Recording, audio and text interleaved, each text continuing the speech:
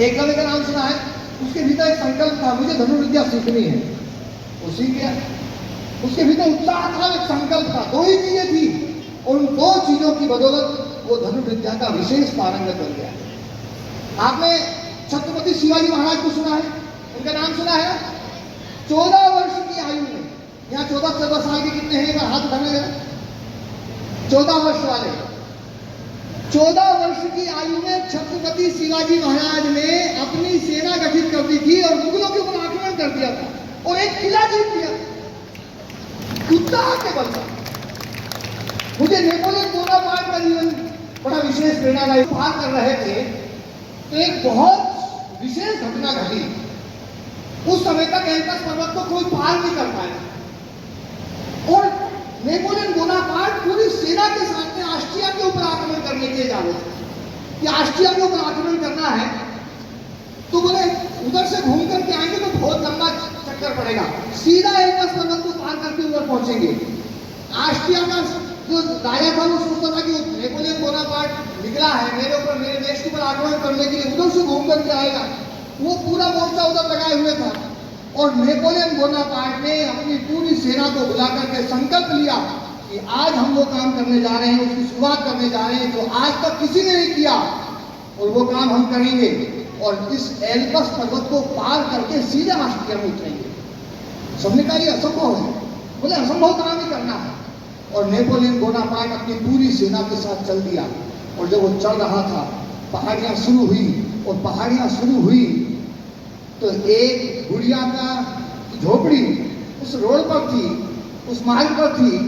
जब उस गुड़िया ने सुना कि नेपोलियन बोनापार्ट अपनी सेना को लेकर के एल्पस पर्वत को पार करना चाहता है, वो गुड़िया बाहर निकली और उसने नेपोलियन बोनापार्ट से कहा कि नेपोलियन तू मूर्खता वाला काम कर रहा है, इस एल्पस पर्वत को आज तक कोई पार नहीं कर पाया है और उसको कोई पार नहीं कर सकता है, ये मूर्खता वाला कदम है, तू मरेगा और तू पूरी सेना को मारेगा, ये असंभव काम है। तो नेपोलियन बोनापार्ट घोड़े से उतरा और उस बूढ़ी माँ को प्रणाम किया और बूढ़ी माँ से कहा, बोले माँ मुझे बहुत प्रेरणा देने वाले लोग जीवन में मिले पर जैसी प्रेरणा तूने दी है ना, ऐसी प्रेरणा आज तक किसी ने नहीं दी है। अब मेरे कदम और ज्यादा जोर से चलेंगे। जब तूने ये कह दिया है कि असंभव काम है, मैं उसको असंभव को संभव करके दिखाऊंगा और तेरे पास में फिर से आशीर्वाद देने के लिए आऊंगा। वो जोश था उसमें। नेपोलियन बोनापार्ट कितनी दूर पैदा हुआ, इतनी दूर पैदा हुआ नेपोलियन बोनापार्ट, आज भी उसकी चर्चा, उसके किस्से हमारे देश में भी पढ़े जाते हैं, सुने जाते हैं। तो कहने की बात है जिसके जीवन में उत्साह है, क्या है? उत्साह। जिसके जीवन में उत्साह नहीं है वो कुछ नहीं कर सकता। उसके पास में कितने ही संसाधन हो, कितनी शक्ति हो, कितने ही साधन हो, लेकिन भी उत्साह ही नहीं है तो वो कमजोर रह जाएगा। और जिसके पास में उत्साह रूपी बल है, फिर चाहे कोई संसाधन हो या ना हो, वो व्यक्ति दुनिया को जीत सकता है। अभी इजराइल और ईरान का युद्ध चल रहा है, दोनों देशों की राशि एक, इजराइल की और ईरान की, दोनों की राशि एक है। लेकिन बड़ी गजब की बात है, ईरान के पास में लाखों कई गुना सेना है, लेकिन हम देखते हैं कि इजराइल सेना की संख्या के बल पर नहीं जीतता है, इजराइल अपने संकल्प के बल पर जीतता है, अपने उत्साह के बल पर जीतता है।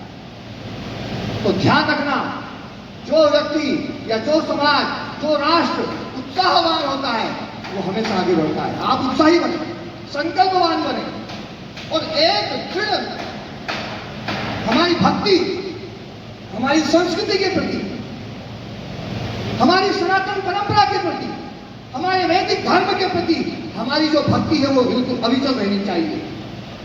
मुझे घटना याद आती है, बीपी साहब श्री जो है स्वामी रामतीर्थ जी अपना एक संस्मरण लिखते हैं कि मैं जापान में गया। जापान एक छोटा सा देश है, बहुत छोटा सा देश, द्वीपों में बटा हुआ देश, ऐसे खुले में खेत भी ज्यादा नहीं है। वो लोग खेती भी करते हैं तो छत के ऊपर खेती करते हैं। जब हम क्या करें, खेती नहीं है तो छत के ऊपर खेती करते हैं, दीवारों पे पेड़ लगाते हैं।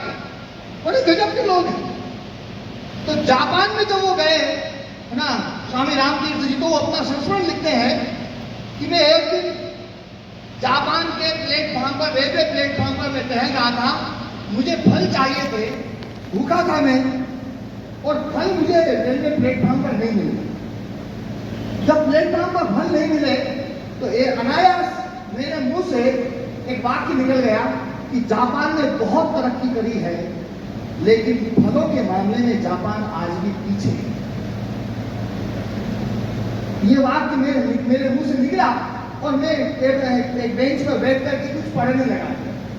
थोड़ी देर बाद मैं देखता हूं एक जापान का बालक अपने हाथ में एक पैकेट फल के लेकर के आया और बोले, स्वामी जी आपको फल चाहिए थे, फल लीजिए।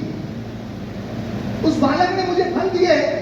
मैंने उस बालक को पैसा देना चाहा तो उस बालक ने पैसे लेने से इनकार कर दिए। बोले, स्वामी जी आपको फल चाहिए थे, ये फल आपको मिल रहे हैं। बोले, स्वामी जी ने कहा, बोले मैंने कहा, बोले कि मैं जो है मैं बिना मूल्य दिए पैसा नहीं, वो फल नहीं ले सकता। यदि फल देना है तो पैसे लेने पड़ेंगे, मूल्य लेना पड़ेगा। जब मैंने 2-3 बार ये बात बोली तो जापान का वो बालक कहता है, बोले स्वामी जी यदि आप मुझे मूल्य देना चाहें, यदि मुझे वास्तव में मूल्य देना चाहते हैं, तो जो वाक्य आपने थोड़ी देर पहले बोला था कि जापान फलों के मामले में दुनिया में पीछे है, ये वाक्य आज से आगे मत बोलो।